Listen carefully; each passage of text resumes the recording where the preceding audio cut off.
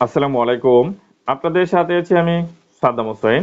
ভিডিওতে আলোচনা করব নবজাতক শিশুর আ পেট ব্যথা বা পেটে গ্যাসের জন্য সবচেয়ে কার্যকরী একটি ওষুধ বা যেটাকে পিডিয়াট্রিক ড্রপও বলতে পারি, ফ্লাকল।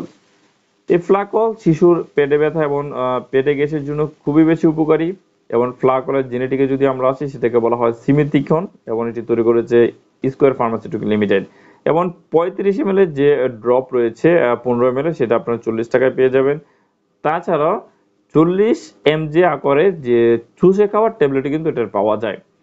আমরা যেহেতু ফার্মাকোলজিতে আছি অর্থাৎ ফ্লাকল ওষুধের ফার্মাকোলজিটা অর্থাৎ যে সিমিথিকনটা পাকস্থলীর বায়ুরোধী একটি ওষুধ।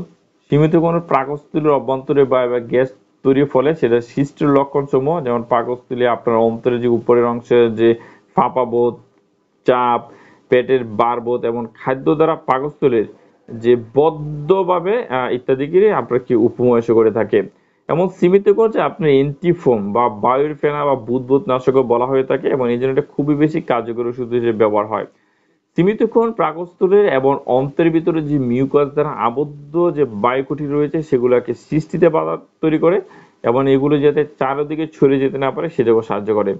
এভাবে সীমিতক্ষণ পাকস্থলীর অভ্যন্তরের বায়ুর যে গ্যাস সেটাকে সৃষ্টি করতে বাধা তৈরি করে।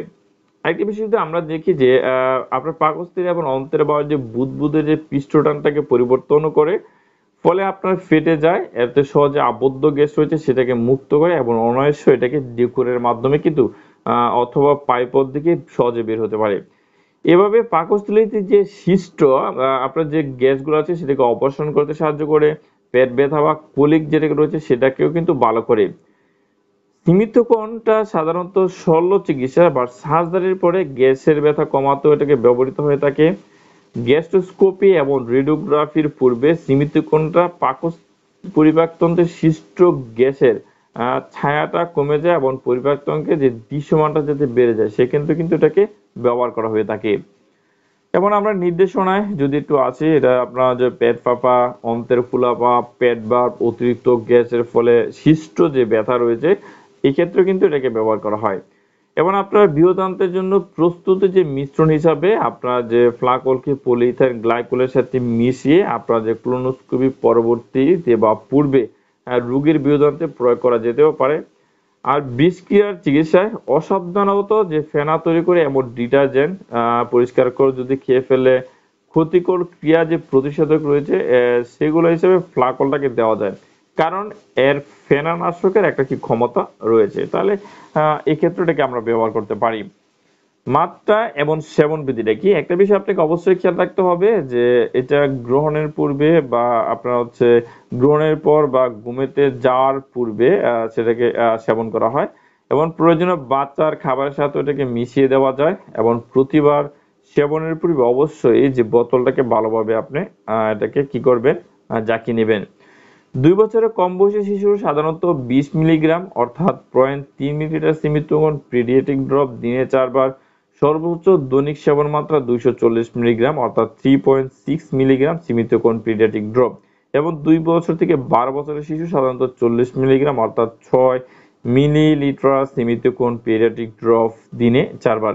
এটা আমরা যদি সহজ ভাষায় যদি বলি অর্থাৎ বাচ্চার ওজন যত কেজি আপনি তার ডাবল ফোঁটা। অর্থাৎ যদি আপনার বাচ্চার ওজন ৩ কেজি হয় তাহলে আপনি ৬ ফোঁটা ওষুধ দিনে আপনার ৪ বার আপনাকে এটাকে কি খাওয়াতে পারেন। অবশ্যই এটাকে এভাবে খাওয়াতে পারেন আপনি। এবং ওষুধের সাথে মিথস্ক্রিয়া বা অন্য ওষুধের সাথে এখনো পর্যন্ত ফ্লাকল বা কোনো ওষুধের সাথে মিথস্ক্রিয়া করে এরকম তথ্য পাওয়া যায়নি। পার্শ্ব প্রতিক্রিয়ার মধ্যে আপনার রয়েছে যে ফিজিওলজিক্যালি একটা নিষ্ক্রিয় উপাদান এবং খাওয়ার পরে এর কোনো ক্ষতিকর প্রভাব এখনো পর্যন্ত নাই। একটু সেফ ওষুধ বলতে পারি। গর্ভাবস্থা এবং স্তনদানকালে গর্ভবতী মহিলাদের ক্ষেত্রে কোনো প্রকার ক্ষতি প্রভাবটা পাওয়া যায়নি। আপনার স্তন্যদানকালে বা মাতৃদুগ্ধে সীমিত কোনো নিঃসরণটা এখনো পাওয়া যায়নি। সতর্কতা হচ্ছে যে ওষুধটি শিশুদের নাগালের বাইরে রাখতে হবে।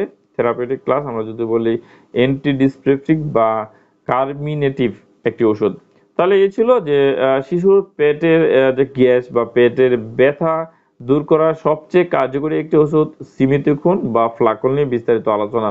যদি ভিডিওটি আপনার ভালো লাগে অবশ্যই ভিডিওটিতে একটি লাইক করবেন, কমেন্টস করে আপনার মতামত দিতে পারেন, প্রশ্ন করতে পারেন। আমি চেষ্টা করব আপনাদের প্রতিটি প্রশ্নের উত্তর দেওয়ার জন্য। ভিডিওটিকে শেয়ার করে দেওয়ার জন্য অনুরোধ করছি। অবশ্যই ভিডিওটিকে শেয়ার করে দেবেন যাতে অন্যরা দেখে উপকৃত হতে পারে। পরবর্তী ভিডিও নিয়ে খুব শীঘ্রই ফিরে আসবো। সে পর্যন্ত ভালো থাকুন, সুস্থ থাকুন। আল্লাহ হাফেজ।